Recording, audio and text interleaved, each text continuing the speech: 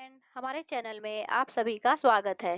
पुत्रदा एकादशी का पौराणिक कथा। धर्मराज युधिष्ठिर कहने लगे कि हे भगवान, आपने पौष कृष्ण एकादशी अर्थात सफला एकादशी का महात्म बताकर बड़ी कृपा की है। अब आप कृपा करके मुझे पौष माह के शुक्ल पक्ष की एकादशी के विषय में भी बतलाइए।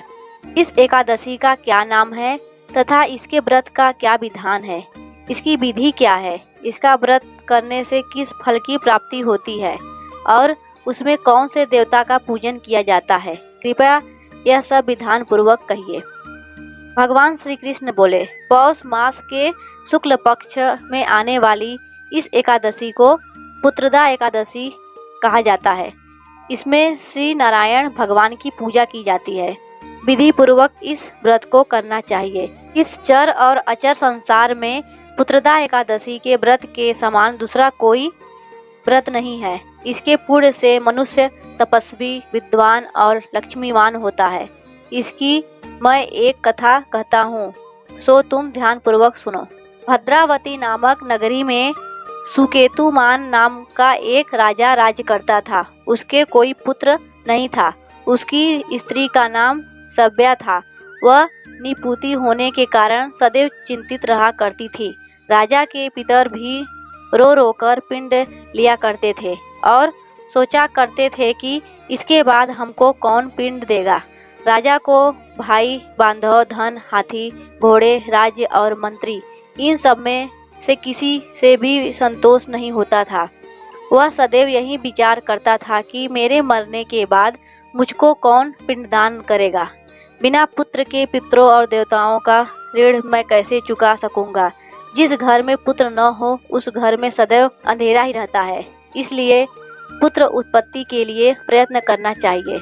जिस मनुष्य ने पुत्र का मुख देखा है वह धन्य है। उसको इस लोक में यश और परलोक में शांति मिलती है, अर्थात उनके दोनों लोक सुधर जाते हैं। पूर्व जन्म के कर्म से ही इस जन्म में पुत्र, धन आदि प्राप्त होते हैं। राजा इसी प्रकार रात दिन चिंता में लगा रहता था। एक समय तो राजा ने अपने शरीर का त्याग देने का निश्चय किया, परंतु आत्मघात को महान पाप समझकर उसने ऐसा नहीं किया। एक दिन राजा ऐसा ही विचार करता हुआ अपने घोड़े पर चढ़कर वन को चल दिया तथा पक्षियों और वृक्षों को देखने लगा।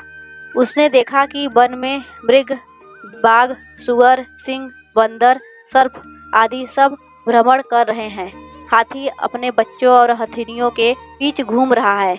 इस वन में कहीं तो गिद्धड़ अपने कर्कश स्वर में बोल रहे हैं, कहीं उल्लू ध्वनि कर रहे हैं। वन के दृश्यों को देखकर राजा सोच विचार में लग गया।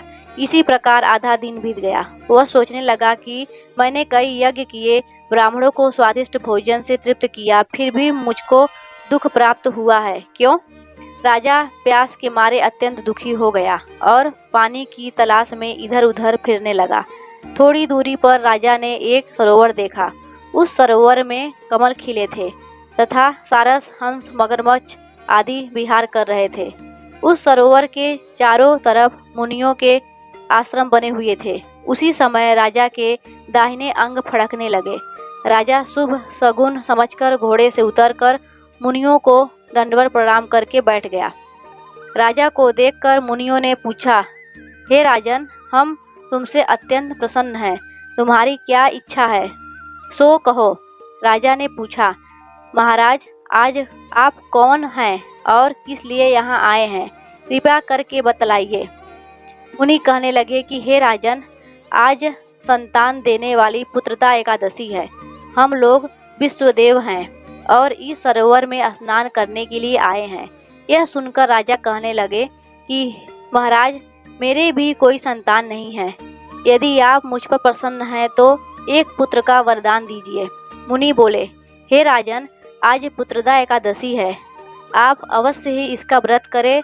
भगवान की कृपा से अवश्य ही आपके घर में पुत्र होगा। मुनि के वचनों को सुनकर राजा ने उसी दिन एकादशी का व्रत किया और द्वादशी को उसका पारण किया। इसके पश्चात मुनियों को प्रणाम करके महल में वापस आ गया। कुछ समय बीतने के बाद रानी ने गर्भ धारण किया और 9 महीने के पश्चात उनके एक पुत्र हुआ। वह राजकुमार अत्यंत शूरवीर, यशस्वी और प्रजापालक हुआ। श्री कृष्ण बोले, हे राजन, पुत्र की प्राप्ति के लिए पुत्रदा एकादशी का व्रत करना चाहिए। जो मनुष्य इस महात्म को पढ़ता या सुनता है उसे अंत में स्वर्ग की प्राप्ति होती है। जय श्री कृष्णा। राधे राधे।